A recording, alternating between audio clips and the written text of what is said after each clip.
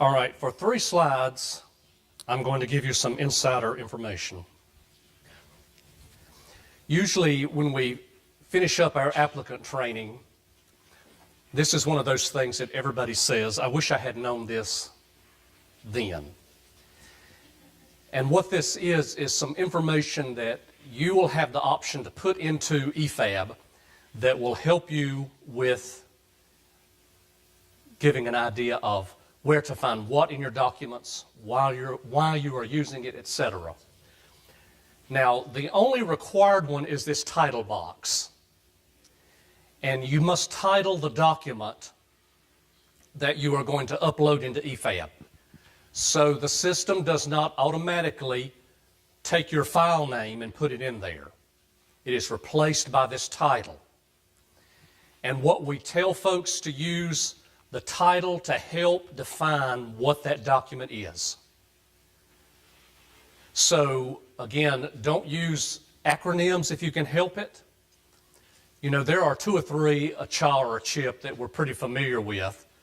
But if it's something that's one of your own coalitions or something that's internal or programmatic that you use, don't use that. But give that name so that it helps the site visitors know what they're looking at. Now you have up to 250 characters if you want. It is required, but there's no special characters, only letters, numbers, and spaces there. So think about that while you are preparing your documents. One thing that we tell folks they could do is to create one of these pages per measure, where as they're working on documentation, they come up with that title, then they come up with the description. The description box in PHAB is a hover over. So when they hover over your title of the document, this will show up. And the description box, we say, use that to tell folks where to go in the document to find what you're trying to point them at. So it might be something like, see highlighted section on page 2 and pages 3 and 4. Or it may be, see the appendix on page 92, something like that. It can be up to 150 words. This is optional. But we strongly encourage you to use it.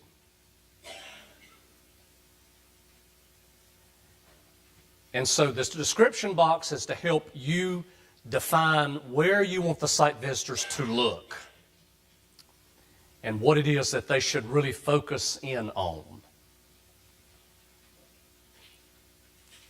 And so you can see here a couple of things that we have as far as what you can do there.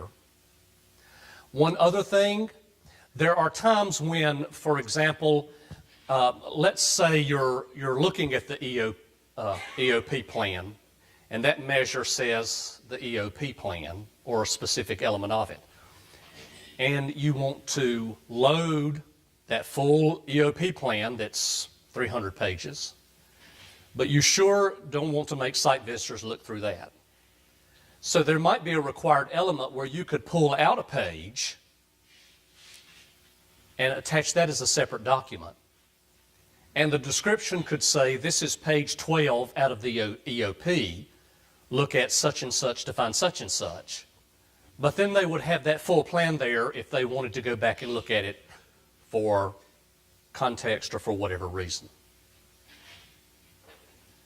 So that's one suggestion as far as the uploads and documentation is where it's appropriate for reference, include the full document, but always feel free to either pull out a section of it as a separate document or use some way to direct the site visitors where they should look. And all of these you can cut and paste into PHAB, so feel free to write these up. And then the measure narrative. This is another one that is optional, but we strongly suggest that you use it. This is where you should be concise, But this is where you talk about all of the documents that you have uploaded for a measure and why you are using them. And we tell site visitors to look at this first before they even open a document. So if it's present, that's where we send them to. Now you can do 10,000 characters. I don't know why it has such a large amount. Please don't. That's something like 6 pages, I think. But here's why where you say, we have used these documents because.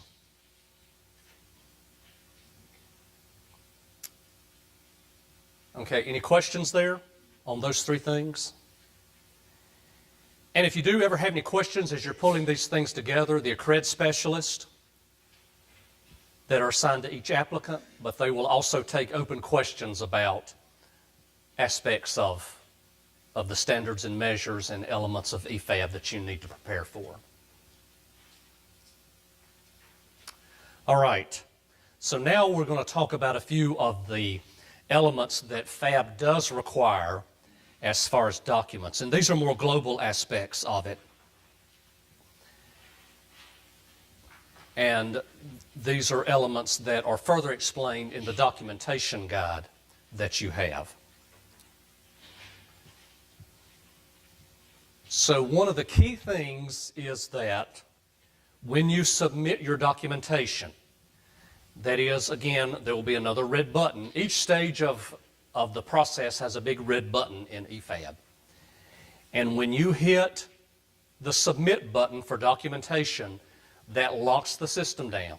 You cannot add anything else to it, and that is the documentation that will be used for your visit, site visit, and for your accreditation decision.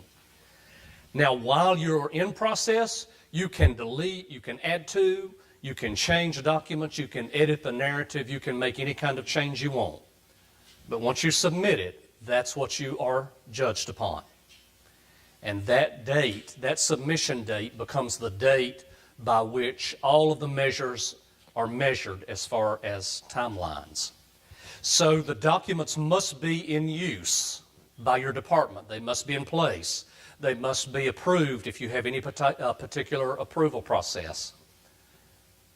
And they must be dated that date and back.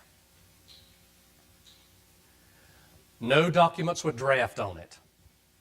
As a matter of fact, the Accred specialists do a completeness review when you've submitted your documents. If you have something in there with a draft on it, they will send that back to you to replace.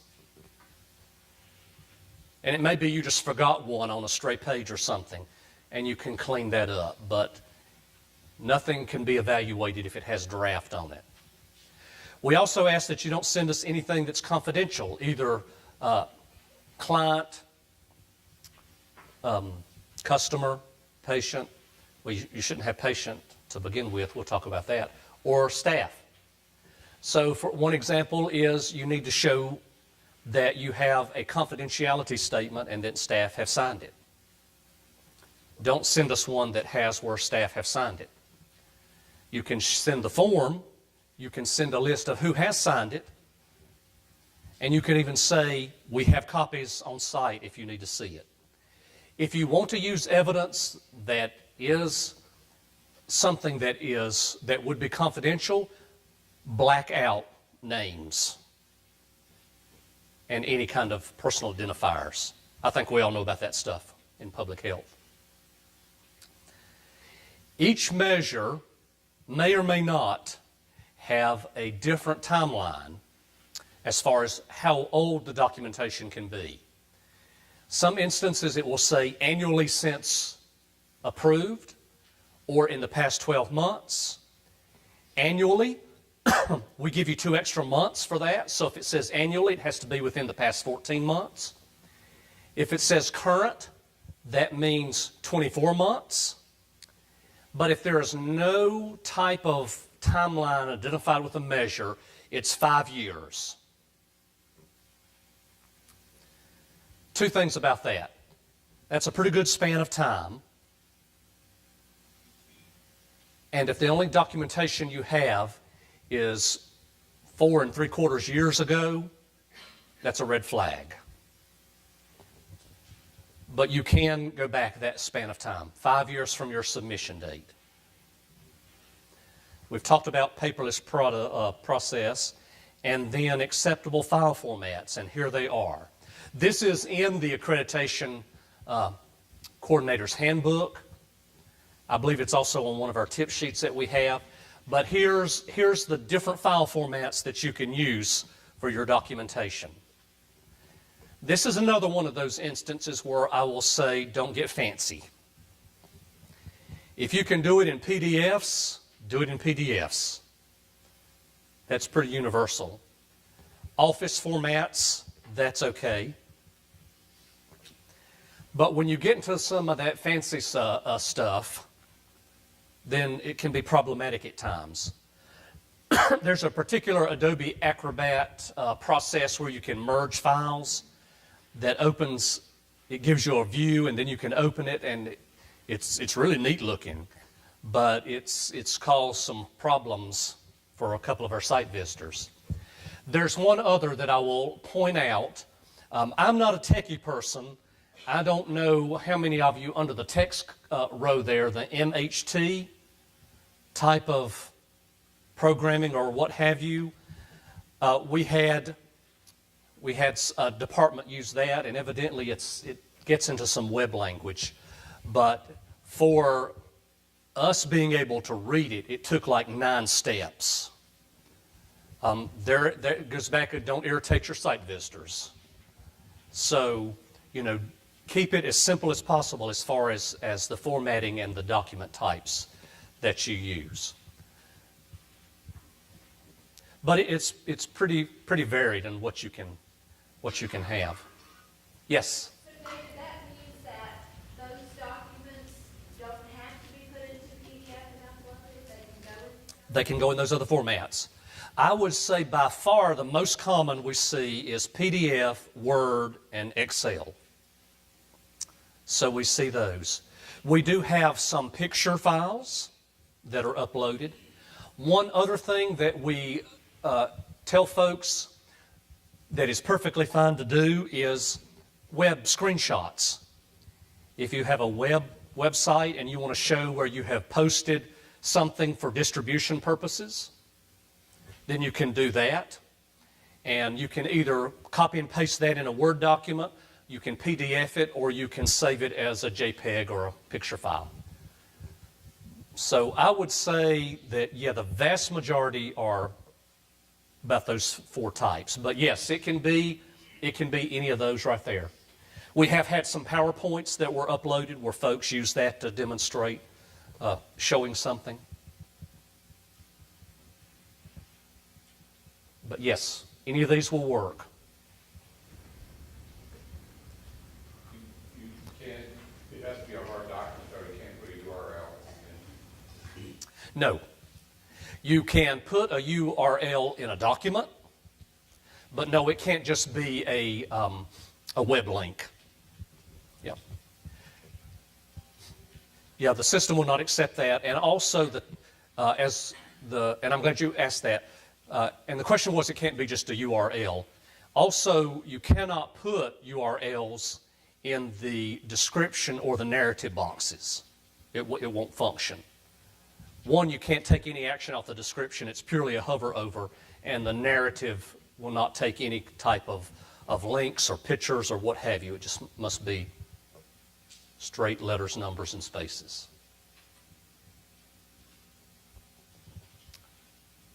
And that was the problem with the MHT format that someone was using, which I don't know a lot about it other than it's a web shop, but it's actually live where you can click on it to take you to that or something like that within the document. I don't know a whole lot about it, but. So this is another one of those areas, don't try and dazzle. Straightforward.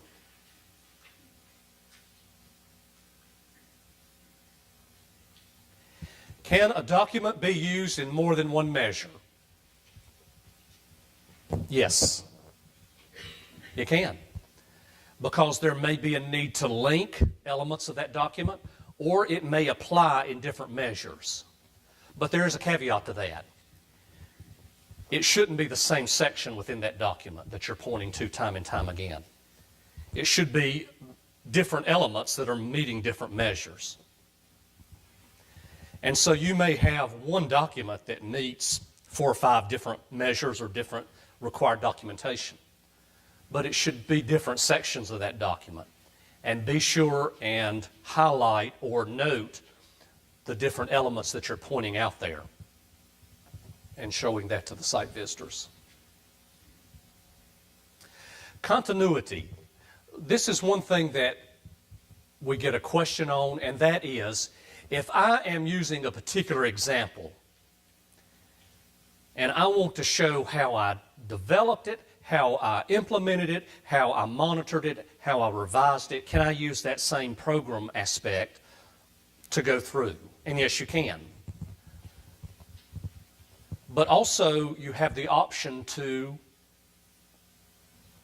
do across the department in some elements, which is you could use completely different examples within those. So again, that's your option. That's where you get into what is the best documentation that I have to show that we're demonstrating this. Now, there are a couple of measures, I believe we'll work with one this afternoon, that says using the example you provided in number 1. So sometimes it will link it for you. But other times, if that distinction's not there, then you have the choice to say, I'm going to show how I'm taking this element through this whole thing, or I pull different pieces, parts of programs or processes to demonstrate that. We also don't limit the number of documents. Now, each required documentation box must have at least one document, but you can put as many as you want. However, we had one department to upload 75 documents in one measure. Don't do that. Again, use what you need to show that you're demonstrating. What we also teach the site visitors is as soon as it is met, you move on. You don't need to look further. If it's not met, then they will have to search. Again, don't give so much that you irritate them because they're having to look and look and look. They probably won't go through all of those. They will send back a question, tell me where you want me to look to find this. But you can use any number of documents. So we've had questions from, what if I have one big huge document or it's broken into 3 parts? That's fine. We've had others say, I've got 6 documents for this. Can I scan them all into one document? That's fine. As long as you help tell where the things are that you want to be looked at. So use whatever you need. Now, one thing to remember is the number of documents and the number of examples are 2 different things.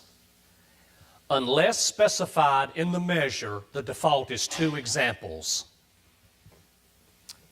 for documentation. One example in the administrative domain for your administrative policies and procedures, that may be one big manual, or it may be multiple. If it's one big manual, what we say is include the table of contents and then pull out 2 example policies from it to submit. So you have 2 examples unless otherwise told. And sometimes the measure will tell you, you need 1 admin example, you need 1 program example, or you need 1 example that must be chronic disease. So it will help point that out.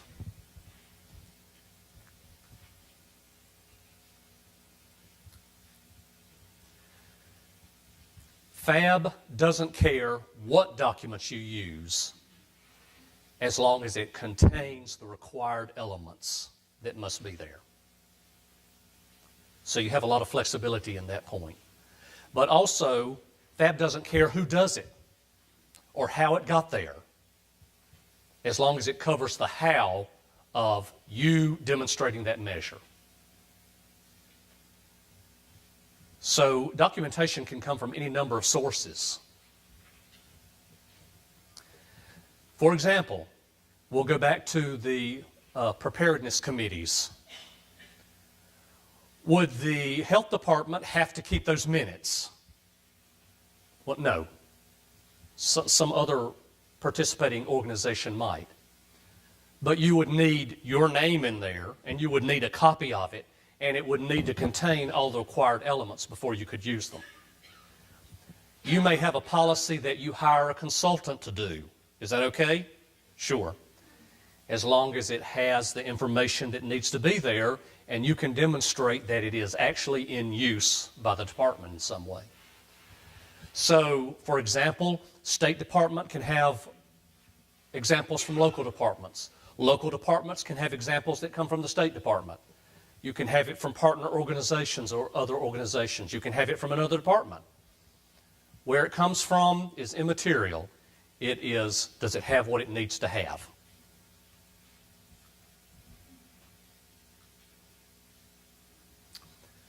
Date and sign everything. Date especially.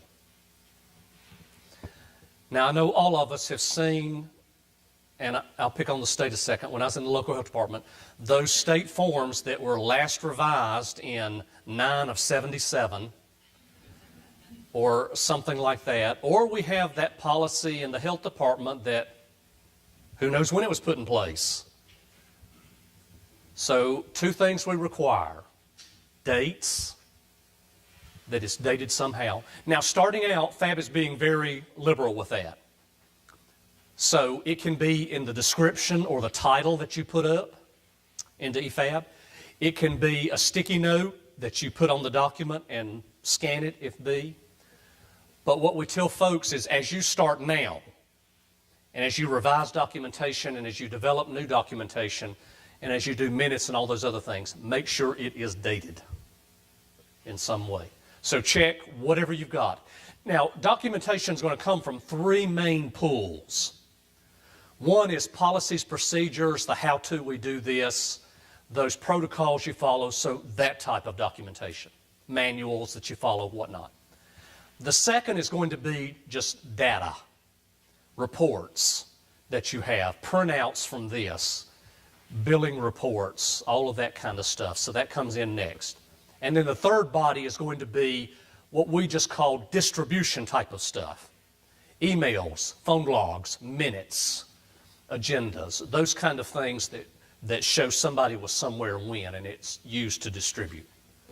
So all of that, anything that you have. I meant to bring my birthday card. Britton, one of our accreditation specialists, sent me a birthday card. It was last month. And when I opened it up inside, she had signed it and she had dated it at the bottom. So we try and live by what we preach. So think about just getting the mindset of signing and dating. Now, let me clarify signature. When we talk about a signature, we're talking about the evidence of authenticity, that it actually belongs to the department. And that will change in the next revision of our documents. It's not just that word signature. Now, signature will apply, of course, in approving policies and procedures and those things that need a signature, contracts, that kind of stuff. But by evidence of authenticity, I mean, nobody signs a flyer, do they? But you want your health department name or the logo or something that shows that it is your department's and that it's in use. You do need it dated. So a logo, a name, a full acronym of your department. So it wouldn't just be HD, Health Department, but the full set of initials if that's what you use. So that way of telling that it can be linked back to you. So minutes may be signed off by the secretary, but if it is done by your agency and you have the name of the department up there and that's your leadership team minutes and you've dated, well then you've covered that.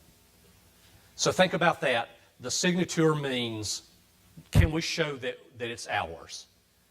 Not just that we produced it because we may be using something else, but does it have that evidence there?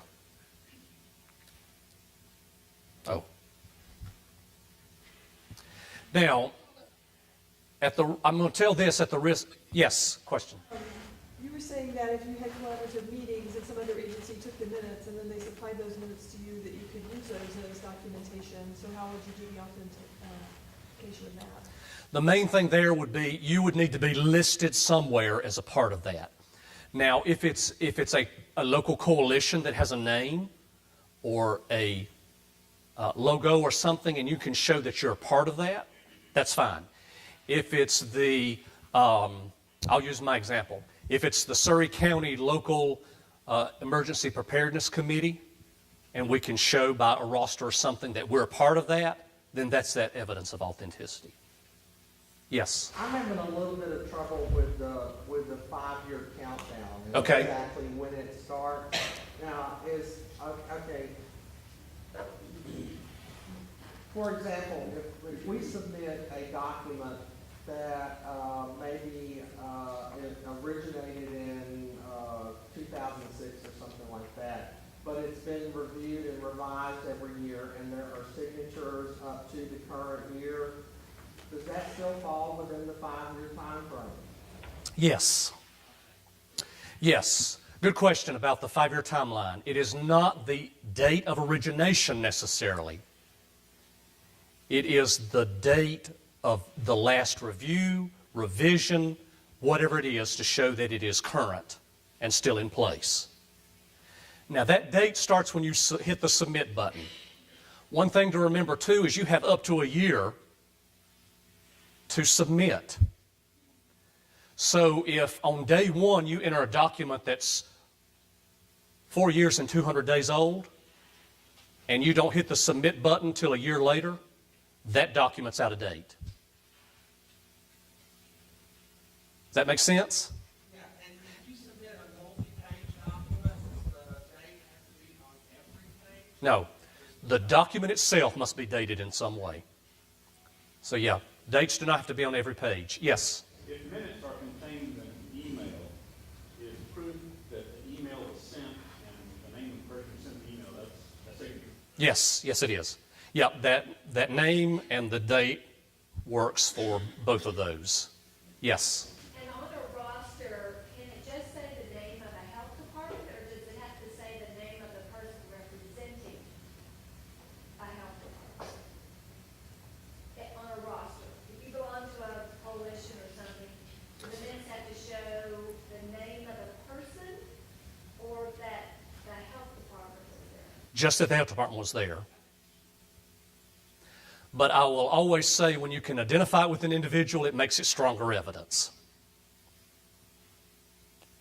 So that was as far as a roster and could it be a name of the department or an individual? So yes, dating deals with, and the age of the document deals with the last date or sign off on it. As far as that part goes. Okay. Not to get into any kind of debate, but this is a little controversial and will be looked at, but this is where PHAB started, and this was the wishes of the board. As far as right now, where documentation and evidence can come from, it's these programs here, or functions. Looking at population-based things. So it can come from the elements that deal with population health.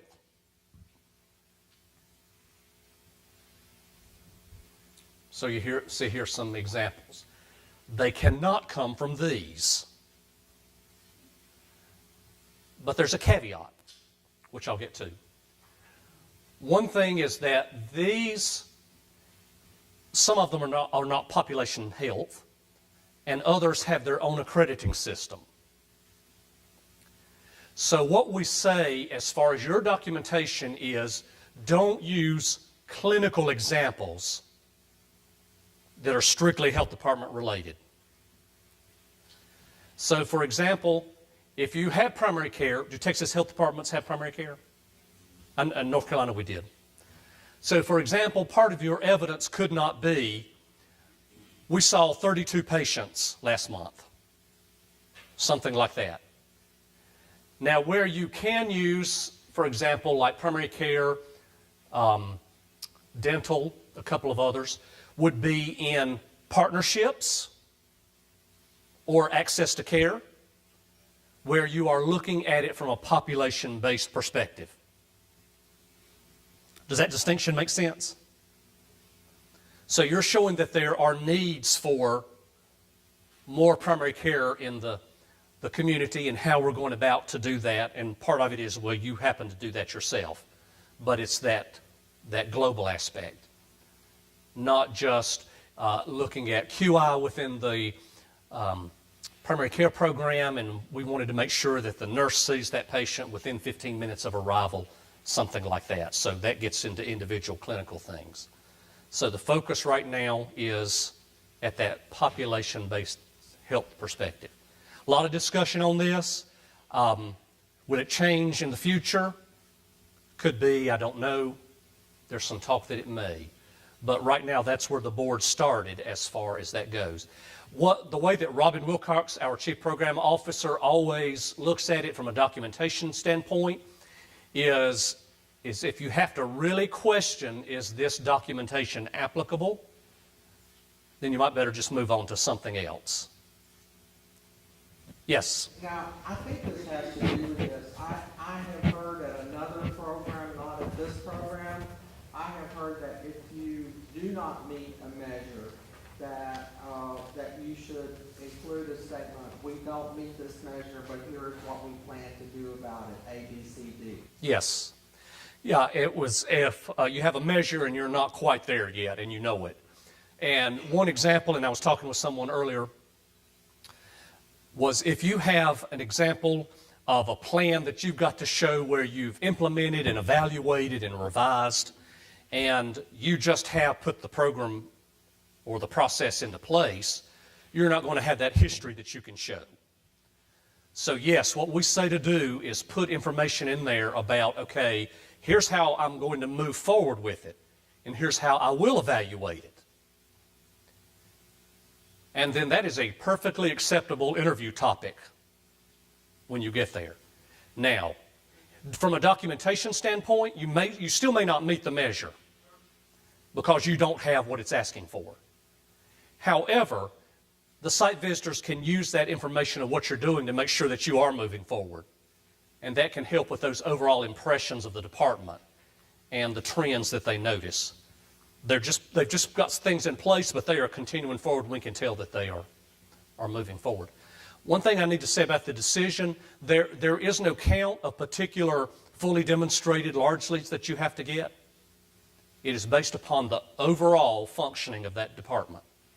So you need to show where you don't have documentation that you are moving forward from that point. Yes?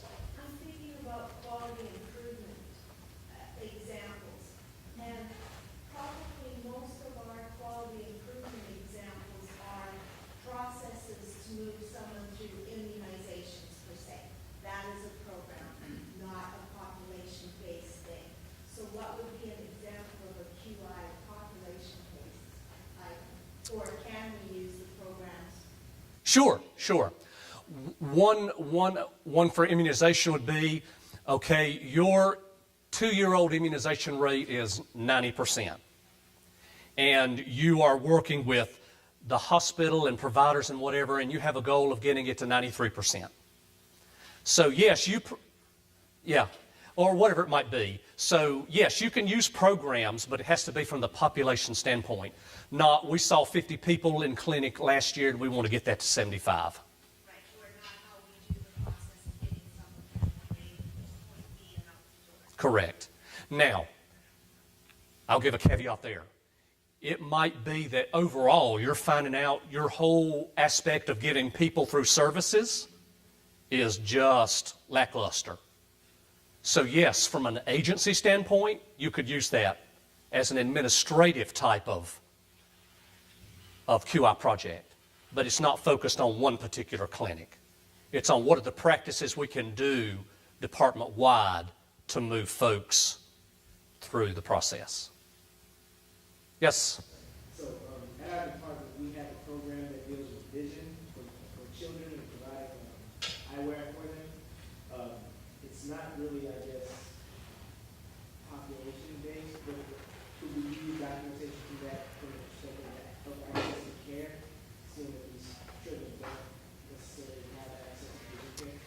Yes, you could. If you can show that that was identified as a need and how the community is working on that, not just the health department. And we have screened these many folks. But if you can show how that is identified as a community need and you're working with partners to solve it, yes. Yes. Mm-hmm. Any other questions? Let's see the two examples. We've talked about that.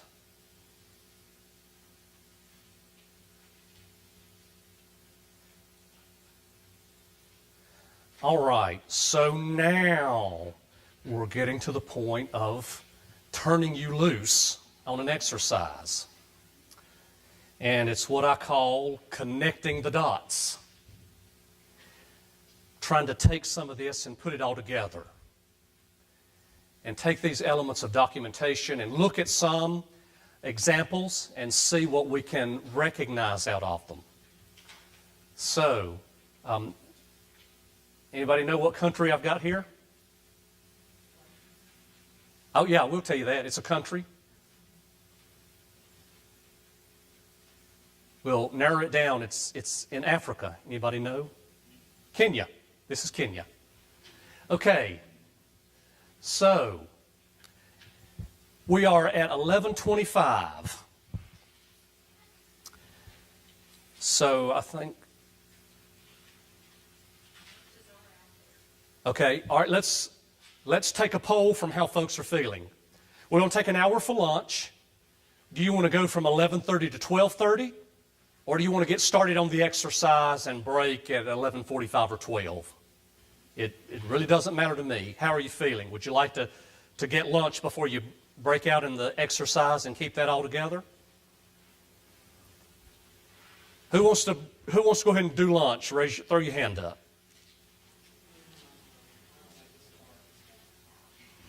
Who wants to go ahead and get started and then we'll break for lunch a little bit later? Who doesn't care one iota? Okay. All right. Is it too early for lunch for folks? No? Why don't we go ahead and do that then? We'll just, yeah, it is. We'll just go ahead and break. I tell you what we'll do. We'll go ahead and give the instructions of what we'll be doing. And then we will break for lunch and go ahead and have your lunch time. And then we'll gather back and we'll have a time of doing the exercise and then of doing some report outs. Okay, so you should have, and pull it up on the flash drive. You should have on the flash drive or in the packet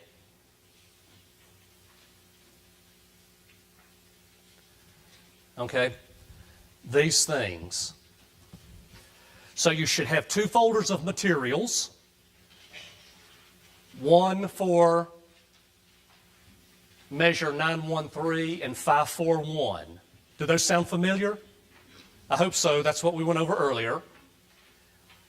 Then you have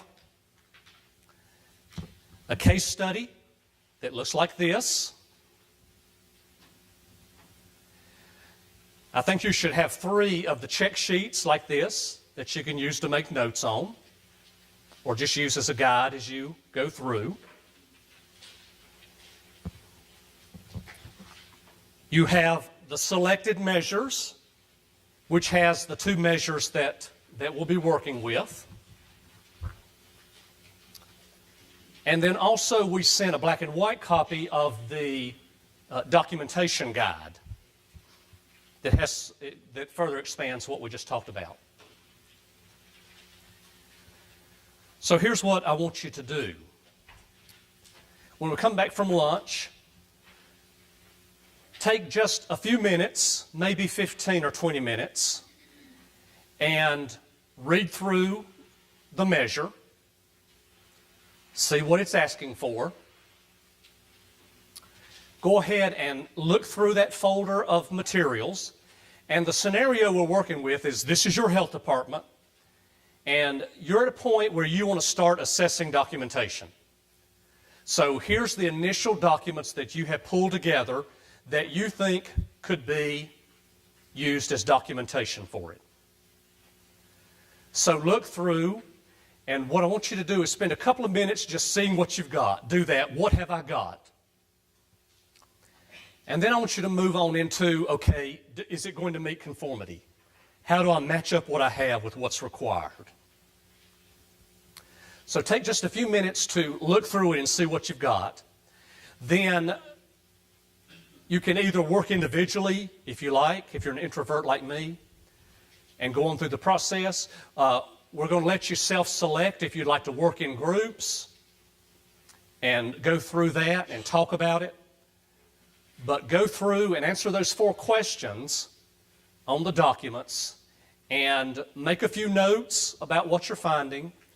And out of the packet that you have, select what would be the best documentation. Now, I will tell you up front, not everything is in there.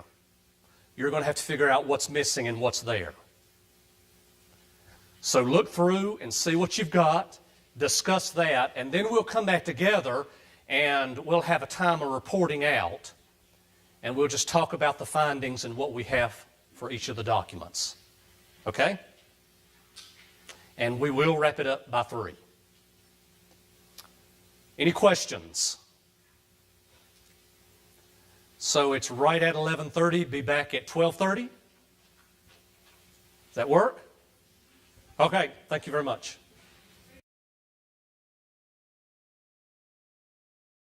We'll go ahead and let you get underway with the exercise. Everyone feel nourished and refreshed and or sleepy. But we'll go ahead. I've just put up a basic overview here. We'll leave this up while you go through.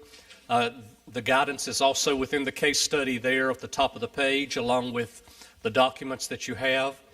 I've allotted an hour for this, so we'll just gauge by how long folks need, and then when folks feel ready, we'll go ahead and start some discussion as far as the documents go. So we'll go ahead and get started now with the case study. Go ahead and again, review the standards and measures, and then the documents. And as I say here, as you assess those, then just make some notes on them as far as what's good, what's bad, what's missing, what might you need to go with it. One thing I do want to say, and I put this in the guidance, but I want to make sure that you understand this.